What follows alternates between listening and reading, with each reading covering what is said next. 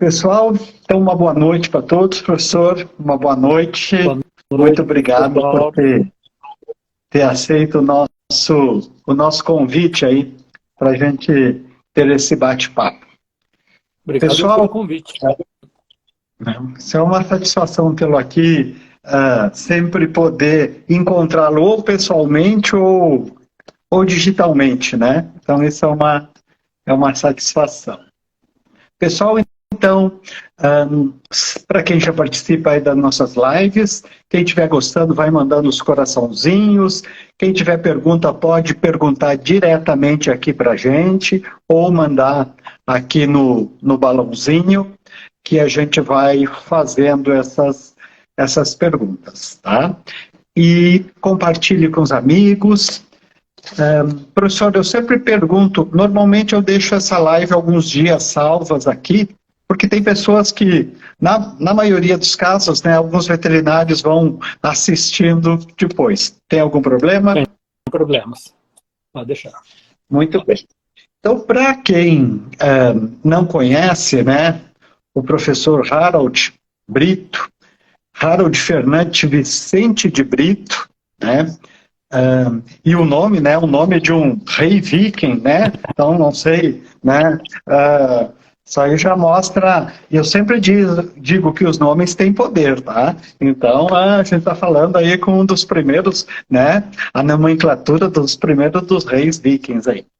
O professor Harold, meu amigo, graduado em Medicina Veterinária pela Universidade Federal do Paraná, mestre e doutor em Ciências Veterinárias pela Universidade Federal do Paraná, é professor de pós-graduação da Faculdade Qualitas desde 2007, local onde nós nos encontramos e nos conhecemos, né? E atualmente atua principalmente em doenças infecciosas de cães e gatos, hematologia de cães e gatos e medicina felina. E é uma satisfação ter aceito falar da sua experiência, a grande experiência, de uma forma muito direta, muito grata. Mais uma vez agradeço a sua presença, agradeço todos os participantes aqui, um grande amigo, o professor Hugo, da nefrologia, está aqui, então é uma satisfação. Professor, então, muito obrigado mais uma vez. Obrigado eu pelo convite, Mauro. É um prazer participar aqui contigo e tanta gente aí participando da live para a gente dirimir aquelas dúvidas sobre a vacinação, né? Porque, principalmente no teu paciente, né? No paciente endocrinopata, né? Mas para todos os pacientes, a gente pode tirar dúvida quanto a o que fazer de vacinação, o que existe de teste, o que existe de tipo de vacina, quais os protocolos que são mais interessantes, enfim, tudo que o pessoal quiser saber sobre a resposta imune e a vacina. Muito bem. Então vamos começar, né, professor? E aí, porque assim a gente teve... obrigado pelas palavras aí, professor Hugo. A gente teve aí, sempre tem muita polêmica, né, sobre vacinas, né, como que eu devo fazer a vacina, quando devo fazer. E aí uma pergunta sempre importante, uma pergunta mais geral, né, quais os princípios que eu devo obedecer para escolher um esquema de vacinação, seja no nosso paciente com doença crônica, né, seja num paciente, porque esses dias eu atendi um paciente, um diabético, de 59 dias, com diabetes juvenil. Então, eu gosto mais de utilizar a doença crônica do que propriamente, às vezes a gente chama de vacina de paciente idoso, né? Mas como que eu devo escolher isto, né? O esquema de vacinação, principalmente nesses pacientes? E a gente tem uma diferença também entre cães e gatos, né, professor Mauro? Porque para cada um a vacina vai ser feita de uma maneira um pouquinho diferente da outra, os protocolos são um pouquinho diferentes. Pensando aqui num cão com 59 dias, está quase na hora dele receber a vacina. por que eu falo está quase na hora? Todo mundo tem costume hoje de dar, o animal tem 45 dias, vou dar a vacina. Assim, quando ele tem anticorpo materno, a gente dá as principais vacinas nossas, elas são com antígenos atenuados. Então, todos os antígenos da vacina praticamente atenuados e não inativados. E o animal tendo anticorpo materno, ele vai reduzir bem a quantidade de anticorpos maternos. Ele vai gastar esses anticorpos maternos para combater o antígeno vacinal. Se fosse inativado, também aconteceria isso, tá? Não seria diferente o combate. Só que o atenuado geralmente tem uma resposta maior e ele gasta esses anticorpos maternos. Dependendo da situação, dependendo de quanto ele tem de anticorpo, pode, na primeira dose de vacina, só acabar com os anticorpos maternos, e pode acabar completamente, né? E ele fica até mais suscetível à doença. Então, a gente tem que pensar a primeira coisa, que o animal, com a primeira dose de vacina, ele não vai estar protegido. Por isso que os laboratórios também só garantem depois de determinado protocolo, né? E iniciar antes, geralmente, não é bom. O melhor é iniciar a vacinação a partir do momento que não tenha mais anticorpo materno. Isso seria o ideal, né? Para quê? Para daí ele já responder direto contra aquela doença por aquela única dose de vacina. O problema é que esses anticorpos, eles decaem de maneira diferente para cada doença que a gente tem de proteção, e até para quanto anticorpo teve da mãe para aquele tipo de doença. Por exemplo, com uma vacinação boa contra a parvovirose na mãe, induz uma resposta imune nela muito boa, e essa cadela, né, no caso a gente está falando de fêmeas de cães, né, e essa cadela ela deve passar bastante anticorpo pelo colostro. Se o filhote mamar bem o colostro, ele deve ter uma quantidade de anticorpos grandes. E deve durar por bastante tempo. Pode chegar, assim, nas melhores hipóteses, até 18 semanas. Ou seja, a gente está falando de mais de 4 meses, né? Quase 5 meses, com presença de anticorpos ainda. Então, se eu dou a vacina, eu provavelmente na primeira dose eu não vou nem combater completamente os anticorpos maternos contra a parvo. No entanto, se esse animal estiver ali perto de 8 semanas, 9 semanas, talvez ela já funcione para a sinomose. Talvez, tá? Porque o anticorpo materno para a sinomose vai até perto de 9 semanas, geralmente. No geral, né? Então, estou falando que teve uma boa resposta, a mãe era vacinada, o colostro, né? Essas coisas estão sendo um pouco diferentes para cada uma delas, né? Mas talvez funcione para a sinomose. Só que se eu vacinar antes contra a sinomose, se eu vacinar lá em torno de 6 semanas, por exemplo, como muita gente faz hoje, provavelmente a vacina também só vai acabar com o anticorpo materno e não vai funcionar ainda para proteger o filhote, né? Então, a gente tem que pensar muito bem como que a gente vai começar com esse protocolo para esse paciente, né? Se é um paciente já com uma doença.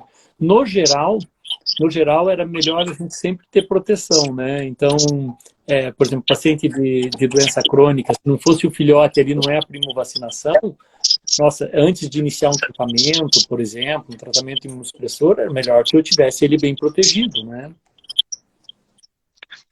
Muito bem, professor. Já aproveitando, né, você falou bastante aí de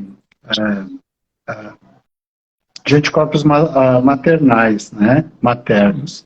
Então, se eu pensar, eu tenho um cliente, né, e daí quando a gente fala em endocrinologia, às vezes a gente esquece que reprodução também é endocrinologia, né? As pessoas esquecem disso, né? Então todo mundo lembra só eu sempre brinco, né, que a medicina, seja veterinária ou não, ela gosta de desgraça, ou seja, gosta de doença, né? Então, a gente tem que lembrar que reprodução, né, é uma parte da endocrinologia e uma parte da clínica. Se eu tenho um criador, ou de gato ou de cães, qual é o momento ideal antes de colocar ele na reprodução para que eu tenha uma boa resposta? Por exemplo, já que a gente está falando em anticorpos maternais? O ideal seria mais ou menos ali um mês antes do cio, né? Então, se a gente consegue ter isso, e isso seria o ideal. O ideal é não vacinar as gestantes, tá? As vacinas, elas não são totalmente seguras para gestantes. Então, o ideal seria não vacinar elas em gestação, seria vacinar antes da gestação, até porque a gente não tem as vacinas inativadas, né? Infelizmente, só de gato que a gente tem a quíntupla inteira inativada. Aí não seria um problema vacinar mesmo durante a gestação. Mas de cachorro, não. De cachorro a gente tem as vacinas, todas elas têm alguma parte pelo menos atenuada. E aí pode ser um problema a vacinação na gestação, ela não é totalmente segura. Tem até alguns trabalhos mostrando isso, com animais tendo problema de encefalite por causa de vacinação durante a gestação. Mas, assim, o ideal seria vacinar daí antes, né? Então, um mês antes seria o ideal. Certamente, porque ia ter o pico de anticorpos antes de entrar na gestação, durante a gestação ia ser mantido e ia ter bastante anticorpos no colostro. Muito bem. Você falou que o protocolo para cães e gatos é diferente. Você comentou ali, porque eu dei o exemplo de cão, né? De um cãozinho diabético e gatos. O que seria esse protocolo? De gatos, o ideal é começar até um pouco depois a vacinação, como os cães também nunca terminar tão cedo, né? Mas o ideal é começar a partir de 9 semanas mesmo, ou até mais, se puder adiar. Qual que é o problema? Por exemplo, para o gato, os anticorpos maternos para o vírus da rinotraqueite, que é extremamente comum, né, extremamente prevalente, ele vai até mais ou menos 5 a 6 semanas. E a maioria dos gatos que pega entre 5 e 8 semanas. Só que se a gente pensar, então eu deveria vacinar antes. Geralmente, primeiro que ele não responde bem antes. E depois que eu estaria desconsiderando os outros patógenos que estão juntos, né? Então, a recomendação das vacinas já para o gato é a partir de 8, a recomendação de bula das vacinas, mas lembrando que, de qualquer maneira, eu tenho que proteger esse gato contra o vírus da rinotraqueite nesse período inicial. Então, ele não poderia ter contato, né? Porque senão ele vai pegar antes o herpes vírus, e herpes vírus é para sempre, né? Eu sempre brinco que o herpes vírus ele é mais poderoso que o casamento, né? Porque nem a morte te separa dele, vai pro túmulo junto, né? Fica para sempre mesmo, né? Não tem jeito. Então é uma doença eterna. Então o ideal seria proteger, não pegar herpes vírus nesse período, né? Proteger o animal de contato. E tirar, por exemplo, um gato que está num abrigo. O ideal seria tirar o gatinho do abrigo enquanto tem anticorpo materno ainda, e não deixá-lo no abrigo. Muita gente pensa, não, o gato precisa ficar com a mãe. Não. O gato, ele pode, se você deixa ele ali no abrigo, geralmente tem uma circulação também grande de coronavírus entérico, esse gato pode vir a ter pif depois, simplesmente porque ficou lá e saiu com o coronavírus. Então tem várias coisas que acabam prejudicando. Mas quanto à vacinação especificamente, teria que proteger esse paciente da infecção pelo herpes vírus, vacinar a partir de 9 semanas. Se puder adiar, adia mais para dar 2 doses apenas de vacina e ter a proteção contra todas elas, né? Então, contra as 5 doenças protegidas com a vacina, que são a rinotraqueite viral, pelo herpes vírus felino tipo 1, o calicivírus, a clamídia, a clamidófila, né, a clamidiose, o parvovírus felino, que causa panleucopenia felina, e a leucemia, né, o vírus da leucemia, o FeLV, né, que pode causar leucemia, linfoma, entre outras alterações, outras doenças no gato. Muito bem, professor. Agradecer aqui a presença de vários colegas, clientes, né, tutores, que eu vejo aqui que estão entrando, né, e agradecer a participação de todos. Quem estiver gostando aí, compartilha, convide os amigos, que a gente está só começando a nossa live. Professor, e se eu tiver uma doença, por exemplo, não controlada, tá? Então, eu tenho lá síndrome de Cushing, eu tenho um hipercortisolismo, ou um hipercortisolismo não controlado, não consegui porque é um tumor adrenal, ou porque é um macrotumor que está secretando muito cortisol, ou um diabético que eu não consigo controlar, ou um hipertireoidismo que eu não consigo controlar, está na época de vacinar. O que eu faço? A vacina está vencida. O que eu faço? Geralmente a gente fala vacina vencida com 1 ano de vacinação, né? Então, a partir de 1 ano. Assim, tem para muitas doenças, para a maioria delas, os anticorpos eles vão durar até bastante, tá? Tem, por exemplo, a parvo, ele chega a durar mais de 7 anos com título de proteção, né? Então, assim, a gente tem que considerar muito, se eu vou conseguir controlar esse cortisol melhor esperando um tempo, provavelmente vai ser melhor eu esperar para vacinar. Agora, se vai ficar descontrolado mesmo, se não vai ter jeito, aí talvez o melhor seja vacinar, mas corre-se o risco. O ideal seria, nesses casos, a gente usar sempre vacina inativada. Então, tem alguns trabalhos até que mostram possíveis reativações do vírus vacinal por causa de deficiência imunológica, né? E aí ele acaba não respondendo adequadamente também, né? Mas a gente tem que pensar assim, quando que eu vou conseguir controlar isso, né? Porque a duração do anticorpo é para durar mais tempo, é para durar ali, para a sinomose é para durar mais ou menos 3 anos. O problema hoje que eu vejo, principal aqui no Brasil, pensando em cães, tá? Pensando em cães, é a sinomose, com certeza, porque a gente tem variantes virais. E a gente tem variantes que já estão driblando a nossa vacina, a vacina que a gente tem hoje. Então, a gente vê pacientes, às vezes, totalmente vacinados, com vacina totalmente em dia, e pegando sinomose. Então, ou seja, não está protegido, né?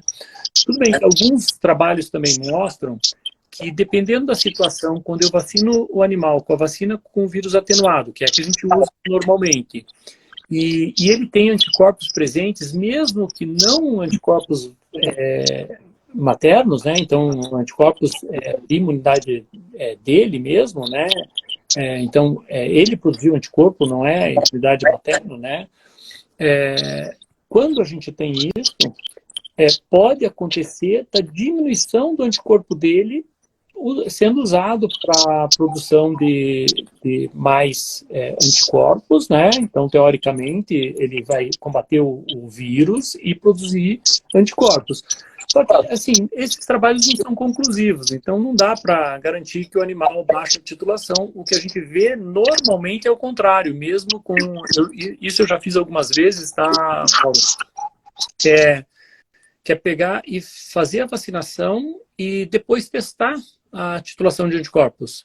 Então, fazendo o teste antes, né, e depois testando depois a titulação. E com aumento da titulação. Tá? Então, assim, não teve decréscimo da titulação daqueles anticorpos que já estavam presentes, e sim aumento, porque é o normal da resposta, né? Quando você tem anticorpos próprios e não anticorpos maternos, o que é diferente, né? Quando tem imunidade materna, você não faz imunidade ativa, né? Porque você tem a passiva. Então, esse seria um caso diferente. Mas tem alguns relatos de reativação, né? Principalmente desse paciente descontrolado. Então, do paciente que ele está imunossuprimido e você deu uma vacina com vírus atenuado, que é a principal que a gente tem no cão. No gato acaba sendo um pouquinho diferente, porque a gente tem vacina inativada. Então, para o gato, para esse paciente, assim, a escolha é a vacina inativada, totalmente inativada, né? Então, nesse caso, vou citar a marca, tá? Porque é a que a gente tem disponível para o gato aí inativada, que é a Felvax, tá? Que é das Zoetis. Então, essa a gente tem inativada e deve ser usado para esse paciente essa vacina inativada. Não tem nem que pensar na vacina atenuada, né? Aí muita gente pergunta uma outra coisa, né? Tá, mas e se o gato for FIV ou FeLV positivo, né? Porque é um caso de imunossupressão também, né? E ele é FeLV e eu vou estar fazendo uma vacina que tem o FeLV? Sim, porque ela é inteira inativada. É só passar para o tutor e deixar claro para o tutor que essa vacina não vai proteger contra a doença que o animal já tem. Essa não vai proteger contra aquilo. Mas não é problema eu colocar aquele antígeno porque está tudo inativado. Então, na verdade, é o mais indicado para esse paciente, é uma vacina inteira inativada. Então, aproveitando isso, aproveitando a pergunta, né? Então, se eu tiver um cliente, vamos supor que a gente está falando muito de, muitas vezes a gente pensa num cliente que tem condições financeiras, mas também às vezes a gente tem que lembrar que a gente pode ter alguns clientes que têm restrição e às vezes tem que escolher entre fazer a vacina e fazer um teste, né, para saber se ele tem a doença ou não. Então a pergunta é, não fiz o teste para saber se ele tem a doença ou não. Posso vacinar? Ótima pergunta, né? E aí a vacina que vai estar indicada para ele qual que é, né? A vacina que está indicada para esse paciente não é a tríplice, não é a quádrupla, é a quíntupla. E a quíntupla, a Felvax, porque é inteira inativada. Tá? Então não corre-se o risco de estar vacinando o paciente que tem uma doença que é imunossupressora com a vacina atenuada. Então o menor risco é literalmente fazer a Felvax. E geralmente a escolha é outra, né? Geralmente o veterinário escolhe, não, eu vou vacinar só com a tríplice ou com a quádrupla porque não foi testado. Não, o melhor é a quíntupla, né? E, além de estar protegendo contra o FeLV, né? Que pode não ser perfeita a proteção, mas é uma proteção. Muito bem, professor. Muito obrigado. Acho que essa aí é uma pergunta, eu sempre digo que essa pergunta é a pergunta de milhão, né? Porque é o que mais tem dúvidas. Pessoal, aproveitando, né, para quem aí não segue o professor Harold, segue ele aí no Instagram. A gente tem geralmente lives semanais aqui. Uma na próxima, daqui 15 dias, a gente vai falar sobre mensuração de cortisol. Então, quem tiver interesse, voltamos aí. Às vezes nós temos lives aqui que tratam de endocrinologia e de assuntos relacionados. Tem uma pergunta aqui que alguém mandou, professor. Professor, uma dúvida. Digamos que tenha resgatado um cachorro de 1 ano da rua. Como seria o protocolo de vacinação? Seria somente uma dose? Ótima pergunta também. Assim, quanto de vacina ele precisa, né? Teoricamente, só uma dose, porque certamente ele não vai ter anticorpos maternos, porque não dura tanto tempo o anticorpo materno. Então, resgatou um cachorro a partir de 5 meses de idade, não tem anticorpo materno mais para nada. Se ele tiver anticorpos, ele mesmo produziu esses anticorpos, e isso é muito comum na rua. A gente pega animal resgatado, às vezes, com anticorpos altíssimos para parvo. Quer dizer o seguinte, ele entrou em contato com o parvovírus e produziu anticorpos para parvo. Nesses cachorros, justamente, que quando a gente faz o teste para ver o quanto tem de anticorpo para parvo, para sinomose e para hepatite, dá uma diferença muito grande entre as três. Por quê? Porque a exposição deles para cada um desses patógenos foi diferente, para cada um desses vírus foi diferente. Então, eu já peguei cachorro que tinha anticorpo altíssimo para parvo, médio para sinomose e nada para hepatite infecciosa.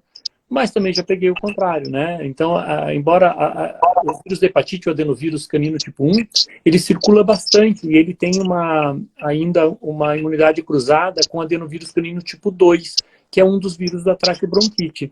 Então, é comum a gente pegar animal não vacinado com anticorpos para eles, porque esse vírus circula bastante, não causa doença grave, quase nunca, né? Então, são poucos os cachorros que têm hepatite infecciosa mesmo, têm a doença, hepatite infecciosa. É bastante com infecção por adenovírus tipo 1, mas pouca doença. Então, a gente pega com bastante anticorpos. Mas sinomose certamente é o que mais circula na rua e embora o vírus seja lábil, é o que mais circula porque ele permanece muito tempo nos animais, né? Então, para esse paciente, ele precisa de uma dose. Geralmente a gente faz mais uma dose por desencargo de consciência, para falar assim, será que ele estava tão bem assim, né, para responder bem àquela vacinação quando eu fiz a primeira dose? Vamos fazer mais uma de reforço. Tá? Aumentamos a concentração de anticorpos nele porque demos a outra dose de vacina depois de, geralmente, aí, 3 a 4 semanas. Acho que a Luzi E no mesmo caso de um felino adulto resgatado, é uma dose também? Acho que você já... Mas... É isso mesmo. O que ele precisa é uma dose. A gente faz a outra por desencargo de consciência. Só que no gato, como a gente faz geralmente a vacina inativada, é sempre legal fazer 2 doses, tá?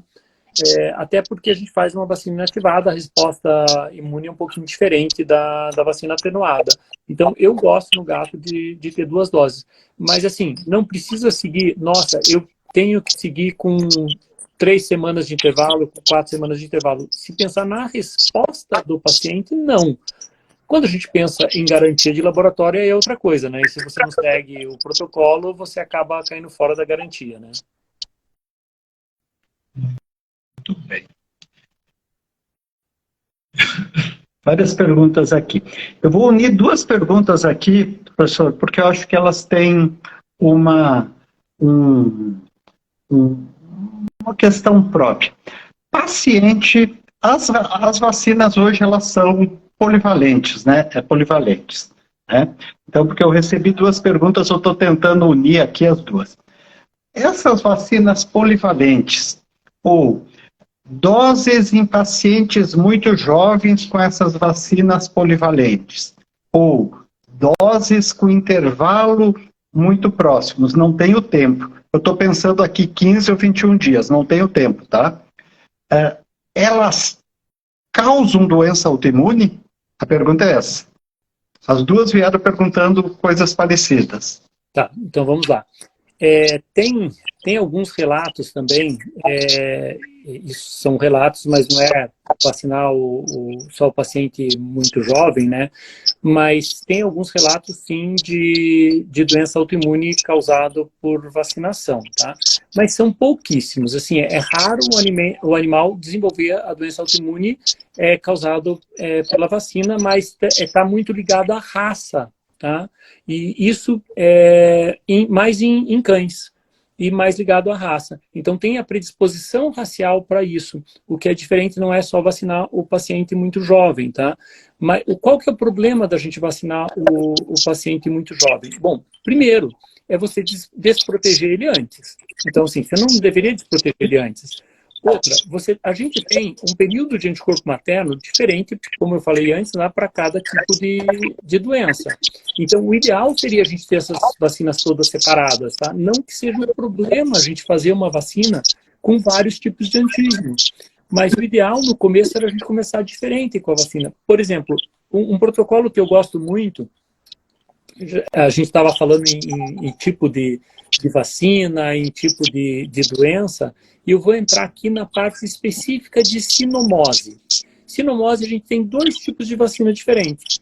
A gente tem uma vacina que é recombinante, né, que é a Recombitec, hoje só C4CV, né, que é uma vacina só da parte viral, não tem a parte de bacterinas e lepto nela. Então só tem a parte viral. E a fração recombinante, a fração do vírus da sinomose é recombinante. Quer dizer o seguinte, ele tem um vetor viral lá dentro, né, que expressa uma proteína do vírus da sinomose. Se eu uso essa vacina como primeira dose para o paciente, eu vou ter o decréscimo de anticorpo materno só contra essa proteína e não contra as outras proteínas. Então, se a mãe é vacinada com uma outra multivalente, com vírus atenuado da sinomose, o canino distempervírus atenuado, ela vai ter anticorpos contra todas as proteínas de superfície.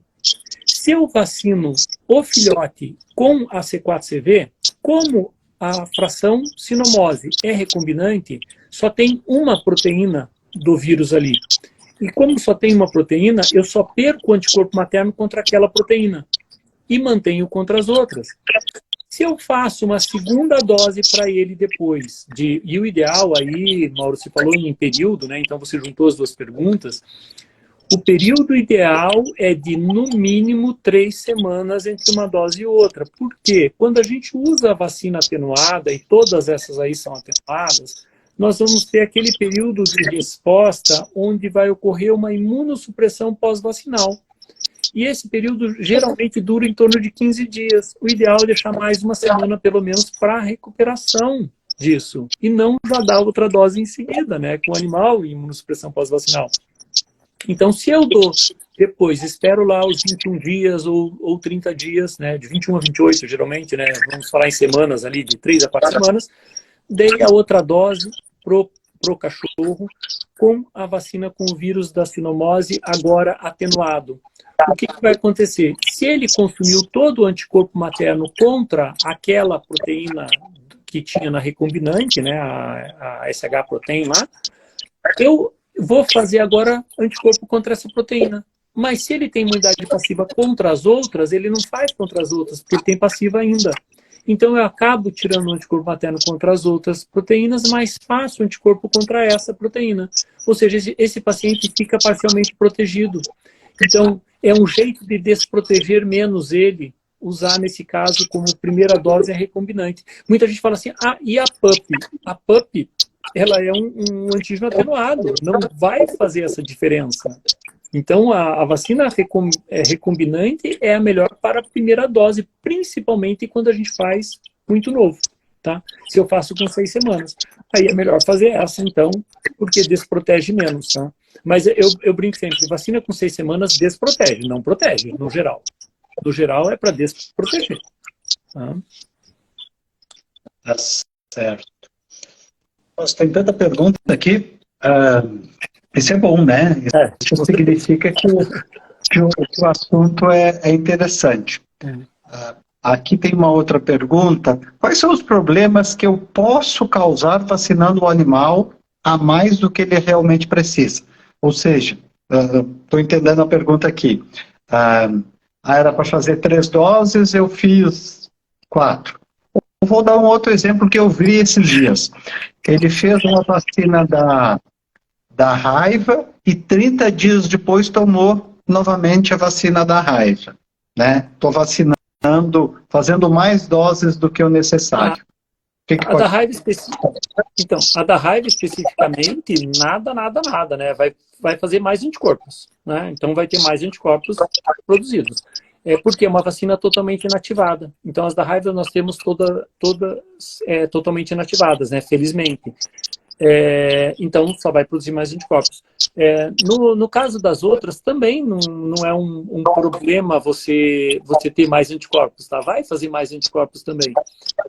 No entanto, há aquela discussão se eu não estou superestimulando o sistema imune desse paciente, se eu não poderia levar uma doença autoimune nesse paciente. Embora tenha muita discussão nisso, não existe uma prova de que você leva a doença autoimune fazendo vacinação. Pelo contrário, né?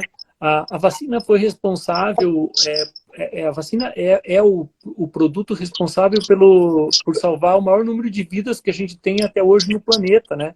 Imagine que vacinando, a gente erradicou a varíola, a gente quase erradicou a poliomielite, né? A gente chegou aqui, por exemplo, no Brasil, praticamente há muito tempo sem ocorrer caso, né?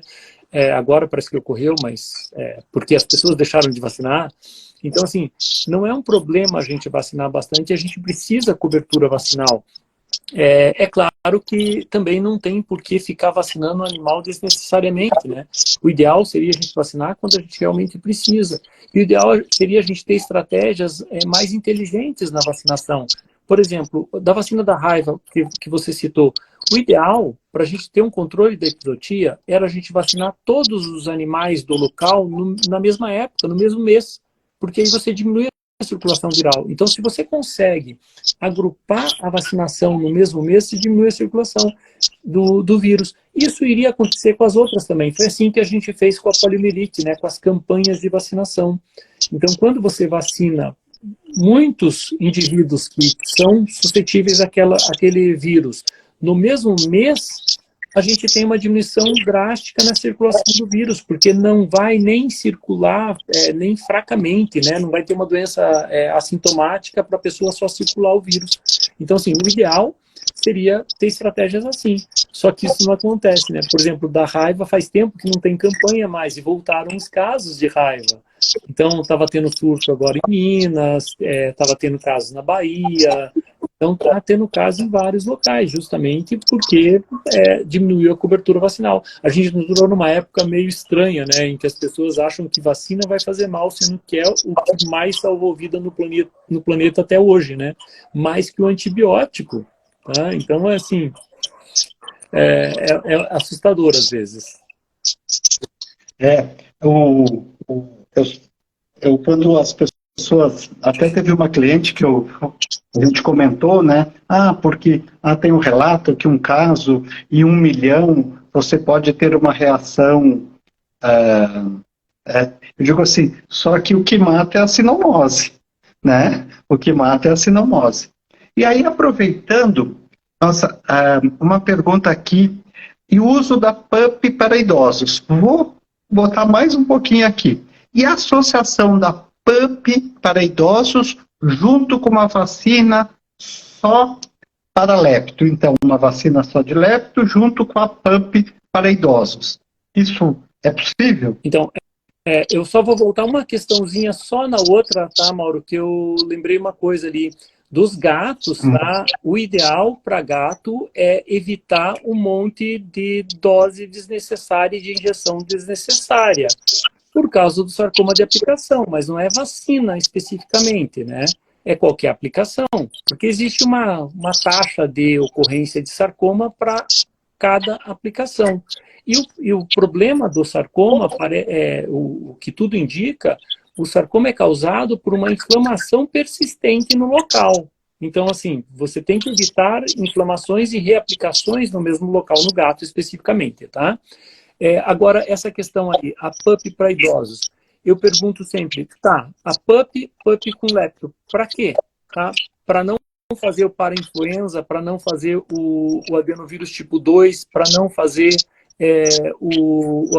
não ter a proteção contra o adenovírus tipo 1, que é a hepatite, a parvo não vai pegar no idoso. A sinomose pega, certamente é a pior doença do cachorro, mas não é a única. Os idosos pegam traqueobronquite, eles podem pegar tanto pelo parainfluenza como pelo adenovírus. Os idosos, eles podem ter hepatite clinicamente. Então, assim, não compensa usar a PUP, sendo que você vai usar a PUP mais lepto. É melhor você já usar, então, uma vacina que tenha já, e de lepto, vale lembrar que nós temos 4 cepas e as 4 ocorrem no Brasil. Porque muita gente fala isso, mas tem 2 cepas que não ocorrem no Brasil. Não, todas ocorrem no Brasil, e isso eu mostro em aula sempre, o exame positivo para todas elas. Ocorre todas e várias outras. O ideal seria para a lepto a gente ter uma outra vacina que protegesse mais, pelo menos para vacinar aqueles animais que têm maior risco de exposição a lepto, né? Se fosse pensar, então, num protocolo para o idoso, dispensando, então, da leptospirose, aí a C4-CV seria melhor, né? Só que aí só tem a recombinante naquela parte de sinomose com uma proteína só. Então, particularmente, eu ainda prefiro a vacina com a proteção ali para as 4 cepas de lepto e para as outras 8 doenças, né? Muito bem. Uma pergunta, eu digo assim, tem respostas aqui muito boas. Tem uma pergunta da Juliana. Juliana, no começo, a live começou sobre esse assunto, né? Com qual idade é indicado começar o protocolo vacinal em cães e gatos? Normalmente, ela afirma que normalmente começa com 42, 45 dias e gato com 60. Daí foi comentado, o professor já comentou no início da live, ele fez uma explicação o porquê disso, tá? Mas uma pergunta aqui. Em endocrinopatias, alguma vacina é contraindicada? Em alguma... tem um hipertiroidismo, tem um hipoadreno, um diabetes, tem alguma vacina que contraindica? Ou qual é a mais indicada para cão e gato? Só para responder. A mais indicada para o gato, no caso, seria a Felvax, né? Porque é inteira inativada, com certeza, tá? Infelizmente, para o cão, a gente não tem aqui toda inativada.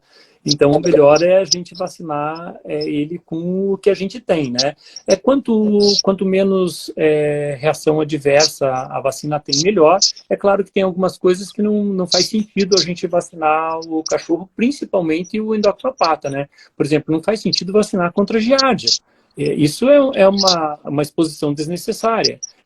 Assim, para leishmania, tudo bem, né? Para leishmania, a vacina pode não ser boa, mas, assim, teoricamente existe um grau de proteção, até estudos independentes mostram um certo grau de proteção, mas não é uma vacina perfeita também.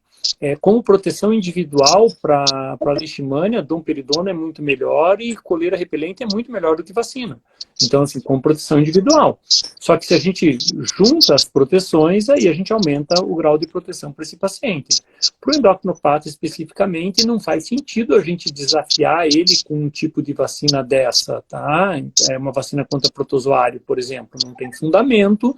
É melhor a gente usar os outros meios de proteção, no caso da leishmania e no caso da giardia, tratar a giardíase, né? Que giardíase é facilmente tratável, né? Então, tratar. Agora, quanto à parte viral, não tem por que a gente não proteger ele. Só que o ideal sempre é ter a doença controlada. Então, o ideal é controla-se a doença e faz-se a vacinação. E a gente pode acompanhar esse paciente, né? Então, a gente consegue medir nele. Dá até para fazer a aferição de quanto tem de anticorpos antes, tá? Mas a gente pode também verificar como que ele está hematologicamente, né? Isso é o básico. O básico é verificar, esse paciente está bem? Como que ele está hematologicamente? Porque as doenças, por exemplo, no hiperadreno, vai ter alteração hematológica que vai ser produzida pela doença. Então, assim, está razoavelmente controlado para ele responder à vacinação? Isso é o ideal, né, Mauro? E é claro, ele tem uma linfopenia, ele está com uma linfopenia, né? Tá lá com 100 leucócitos, 100 linfócitos, né? Isso pode não representar a resposta imune, mas já nos dá uma ideia, né? Com certeza, dá uma boa ideia. Dá uma boa ideia que esse paciente ele não está nada controlado, né? Então, assim, a resposta dele certamente será menor do que de um paciente controlado. Então, para que eu estou me antecipando em vacinar? Principalmente se ele tiver lá já anticorpos, né? Se o anticorpo produzido, ele não é afetado pela doença, não diretamente, né? Pode afetar no desencadeamento da resposta à doença. Ponto. Mas o anticorpo, ele continua lá. Ele foi produzido. A imunoglobulina, o IgG dele está lá. Tá? O que eu preciso? Controlar a doença e vacinar ele depois de controlado para ter uma resposta melhor, com certeza. Muito bem. Você está falando de anticorpos vacinais, né? Então, como que eu faço pesquisa de anticorpo vacinal? Né?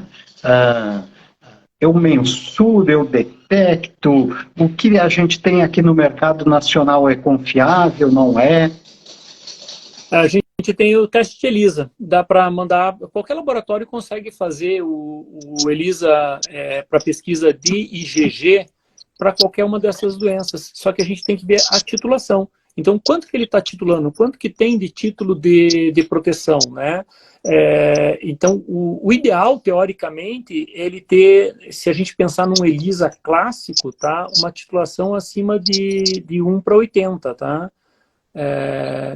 Então, o ideal seria isso.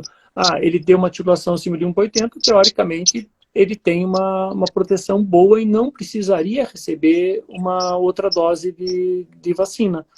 Porque ele está protegido. Então, eu posso esperar tranquilamente. Para muitas doenças, ele vai demorar bastante para cair, principalmente para parvovirose e para hepatite. Ele demora mais para cair os anticorpos.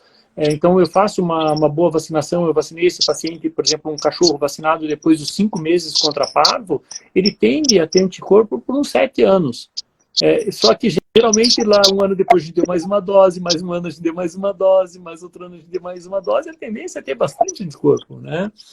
Não que vai ser um problema ter anticorpos, né? Não é um problema. A gente tendo anticorpos, a gente responde rapidamente à doença também. E entrando em contato também, né, se faz anticorpos. Muito bem. Tem uma pergunta aqui da Mirella. Eu acho que parcialmente você respondeu, mas acho que é. E as revacinações anuais? O que fazer quando atrasa? Os laboratórios indicam fazer as 2 doses. O que você acha? É mais ou menos, acho que você tinha falado anteriormente, né? Que uma dose provavelmente seria suficiente. A segunda de desencargo de consciência. Só que nesse caso aí, por exemplo, se foi só um atraso de vacina, provavelmente não vai ter problema nenhum. Não precisaria a segunda mesmo. Por quê? Porque o anticorpo ele vai durar por muito mais tempo, aquele anticorpo inicial produzido com o protocolo de vacina. Só que para ficar na garantia do laboratório, você tem que dar as 2. Esse é o problema. Então, assim, quando a gente pensa assim, eu quero a garantia do laboratório. Por quê? Porque eu já vi alguns casos do animal com a vacina completamente em dia, pegar a sinomose e o laboratório bancar o tratamento. Então, assim, isso tem que ser passado para o tutor. Olha só, existe o que é proteção para o animal e existe o que é garantia do laboratório. Você está interessado na garantia? Faz as 2. Agora, não estou interessado na garantia. O animal deve estar protegido com essa dose. O problema é o seguinte, é que mesmo em dia, totalmente em dia, vão ter animais que vão pegar a doença. Isso é normal, isso é a falha da proteção. Então, esse vai estar fora da garantia, com certeza, porque não fez as 2 doses. Tá certo. E falando em... Pessoal, para quem não entrou desde o começo da live, a live vai ficar gravada. Quem gostou dela, compartilha aí com os amigos, porque eu acho assim que... Nossa, eu estou maravilhado aqui com a live. E aí, professor, os laboratórios para cão, para gato, você falou lá no começo que a maioria dos laboratórios indicam início a partir dos 8, 9 semanas, né? Isso, né? Isso e mesmo. para os cães? E 2 vacinas, né? Geralmente para os gatos, né? Isso mesmo. Eles indicam geralmente a partir de 8, mas, por exemplo, tem laboratório hoje já falando assim, melhor esperar até 9. Tá? Mas ele não pode ter bula, né? Mas não bula coloca bula, exatamente, não coloca bula. E na verdade, para o cão seria melhor esperar também para o cão. O melhor seria esperar até pelo menos 8 semanas para o cão. No entanto, os laboratórios colocam hoje a partir de 6 semanas, no geral, fora a PUP, que coloca a partir de 32 dias, né? Então eles colocam a partir de 6 semanas. Só que é muito cedo. Como eu falei antes, a gente desprotege o animal muito cedo. Então, a minha indicação é a partir de 8. E é esse o período que tem que cuidar. Vai ter que cuidar até terminar o protocolo de vacina. Os laboratórios, eles colocaram 6 semanas porque eles estão mais interessados no que o cliente está pensando. E, geralmente, o cliente ele quer sair e passear com esse cão muito cedo. Então, ele quer ir para o parque com o cachorro, quer sair com o cachorro no gramado do prédio, e para sair, todos os veterinários já falam, tem que esperar ter completado o protocolo de vacina, né? 2 semanas depois do protocolo de vacina está liberado. Aí, então, eles querem vacinar mais cedo. Só que é uma desproteção desnecessária, até porque alguns patógenos a gente consegue levar para casa. Você consegue carrear um vírus para casa, e não é tão difícil assim. E isso acaba sendo um problema. Por exemplo, você passa na rua, digamos que você mora numa casa mesmo, né? Você estaciona o teu carro na rua, um cachorro com sinomose lá na rua, urina no pneu do teu carro. Você chega em casa, o teu cachorro cheira aquela urina. É um meio mais clássico de transmissão da doença, tá? Porque o vírus da sinomose é veiculado na urina do cachorro facilmente. O da hepatite também, né? O da hepatite é resistente ainda. Então, assim, é fácil levar o patógeno para casa. Eu tenho que proteger para não acontecer isso, né? Então, por exemplo, o filhote não pode ficar cheirando o sapato da gente que vem da rua, o pneu do carro. Então, o filhote tem que ter uma certa proteção. É isso que vai proteger, não vacinar cedo. Porque vacinou cedo, você desprotege. Por isso que tem muito animal que pega depois da primeira dose de vacina. Ele pega a doença. Muito bem. E nós falamos antes de hemograma, acho que essa é uma pergunta que não tem aqui, agora eu me lembrei que eu acho que é interessante. O que acontece com hemograma de um paciente vacinado, por exemplo. Porque às vezes as pessoas, um cachorro é vacinado e começa a vomitar. Aí vem um hemograma lá, e aí as pessoas se assustam. Como que é um hemograma de um paciente vacinado com uma boa resposta? Excelente pergunta, né? Porque, assim, tem algumas respostas que são clássicas e que ocorrem no hemograma. Por exemplo, existe um relato, esse é um relato clássico, isso acontece bastante até, que são respostas que são até tardias no hemograma. Por exemplo, uma trombocitopenia pós-vacinação com a vacina atenuada para sinomose. Isso é clássico. Ela ocorre geralmente a partir de 10 dias da vacina e pode durar por até 3 semanas. Então, é uma coisa que a gente vai ver no hemograma. Mas, no geral, se o paciente está tendo uma resposta, ele está fazendo uma resposta que é inflamatória. Então, vai ter uma pequena alteração no hemograma pós a vacinação. E se esse animal tiver apático, essa alteração deve ser pela vacina. Eu vejo muita gente assim, mas o animal está com uma resposta inflamatória, então agora eu vou usar um antibiótico. Mas calma aí. Ele tem uma infecção, você causou um abscesso ali com a vacina, porque isso ocorre também, tá? Isso eu já vi acontecer. Tá? Então tá uma onda de não antisepsia e tá ocorrendo abscesso pós-vacinal. Tá. Então, isso é um problema e aí a resposta é realmente uma resposta inflamatória por uma infecção bacteriana que você colocou lá dentro, né, junto com a vacina. Porque a vacina vai combater essa bactéria. Oi?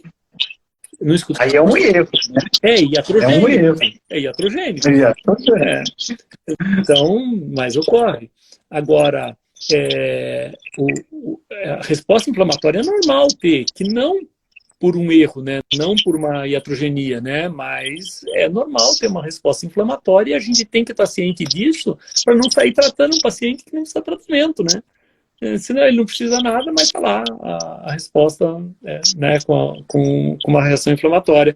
Geralmente o que a gente vê é um pouco de queda de plaqueta por causa da inflamação mesmo, e uma resposta, às vezes, com neutrófilo só, aumentando, os linfócitos também, muitas vezes, mas é uma resposta, não é muito grande, não tem muita alteração, não chega a ser geralmente significativo. A não ser a plaqueta, que é bem significativa a queda, geralmente. Aí tem um linfócito um pouquinho aumentado, uma plaqueta um pouquinho diminuído, aí já é uma erliquiose, né? E aí começa... Brincando. Então, já vi o pessoal, inclusive, entrar com doxiciclina e corticoide, 10 dias depois da vacina da sinomose. Tá? E aí tem já aproveitando, nós vamos fazer a última pergunta aqui que nós temos aqui. Qual interferência pode ocorrer com o uso de corticoides, seja oral ou tópico, em relação à vacinação? E daí eu vou colocar aqui, em dose anti-inflamatória e dose imunossupressora, para a gente colocar o corticoide aí. E vou colocar mais uma pitadinha. Qual outro imunossupressor, ciclosporina, por exemplo, né? Para a gente ampliar o... No geral, os imunossupressores, a gente pensar assim, vamos dividir entre corticoide e imunossupressor e depois o corticoide na dose imunossupressora e na dose anti-inflamatória, né? Os imunossupressores, no geral, eles diminuem a produção de linfócito, tá? Então, no geral, eles vão afetar principalmente ali o linfócito. É claro que a resposta vai ser diferente e vai ter uma resposta menor. O ideal seria ter vacinado esse paciente antes de entrar com a terapia imunossupressora. Tá? Seria ter feito a vacina antes, né? Não fazer depois de entrar com a terapia imunossupressora. Então, se eu sei que eu vou precisar fazer uma imunossupressão, melhor vacinar antes. Vacino antes, protejo ele e depois faço a imunossupressão. No caso do corticoide, tem dois tipos de ação, né? Você tem a ação anti-inflamatória, com dose baixa de corticoide, e você tem uma ação imunossupressora com dose alta. E aí a gente tem que diferenciar também, Mauro, os corticoides. Porque, por exemplo, uma dose de 0,25 miligramas quilo de dexametasona é imunossupressora.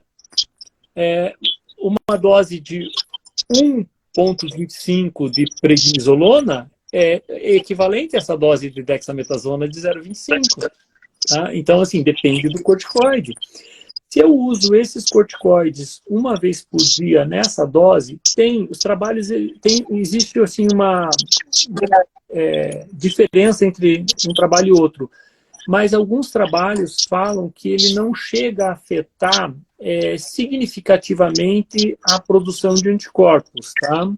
Mesmo usando na dose imunossupressora. No entanto, outros mostram que não, que afeta sim. Afeta geralmente até na dose anti-inflamatória, ela afeta um pouco, porque a resposta imune é uma resposta inflamatória mesmo no começo. Mas é claro, com a dose imunossupressora afeta mais, porque você tem afetado aí os linfócitos também, né? Muito bem. Professor, daí aí a gente... outra coisa que eu gosto muito de conversar com o professor Harold, e aí a gente pode até marcar em outra data, né? É sobre os antibióticos, né? Que é uma das coisas que a gente gosta muito de conversar sobre esse assunto. E eu sempre digo, a doença infecciosa mata, mas antibiótico mata bastante. Leiam sobre isso, pessoal, porque é uma coisa que o impacto, né? Mas isso é para uma outra oportunidade. Pessoal, estamos terminando a nossa live. Gostaria muito de agradecer quem passou por aqui, porque eu vi que muitas pessoas passaram, foram saindo, mandaram perguntas. Ela vai ficar salva aqui, aí tanto para mim, como para eu e o professor Harold vamos compartilhar aí. Agradecemos muito, né, a participação e as perguntas. E, Harold, novamente, muito obrigado e deixo aí para você, que se você quiser fazer alguma consideração final sobre a vacina, qualquer coisa, fique à vontade. Bom, eu que agradeço pela oportunidade, Mauro. É um prazer sempre estar conversando contigo, presencialmente ou digitalmente, tá? E a minha consideração final assim, vacina é vida, tá? Então, assim, tem que vacinar. Só que a gente tem que saber os melhores protocolos de vacinação e vacinar de uma maneira adequada e ética, né? A gente não tem que ser um vendedor de vacina, a gente tem que vacinar o animal porque ele precisa ser vacinado para proteger ele das doenças que ele pode ser protegido com a vacina. E as outras a gente trata, né? E mais uma coisa, pessoal, que eu esqueci. O professor Harold é uma pessoa, quando a gente fala em hematologia clínica, pessoal, lembre sempre do professor Harold Brito, tá? Porque o conhecimento dele sobre isso é enorme. Não só nisso, em várias áreas, mas é sempre muito bom falar também sobre esse assunto com você, tão deficiente no Brasil. A hematologia clínica, né? A gente tem muita hematologia laboratorial, mas pouco a clínica. Valeu, Mauro. Eu agradeço, porque assim, só elogio para mim a sumidade em endocrinologia no país, fazendo elogio assim, fica muito legal. Pessoal, é verdade. Pessoal, muito obrigado. Não esqueçam, né, que eu gosto sempre de dizer, muita inspiração, muita transpiração, e não esqueçam que o nosso objetivo de vida é ser feliz. Então a gente tem que ser feliz em tudo que a gente faz, com muita transpiração e inspiração. Um abraço para todo mundo. Tchau, tchau. Obrigado, Harold. Obrigado, um abraço. Tchau.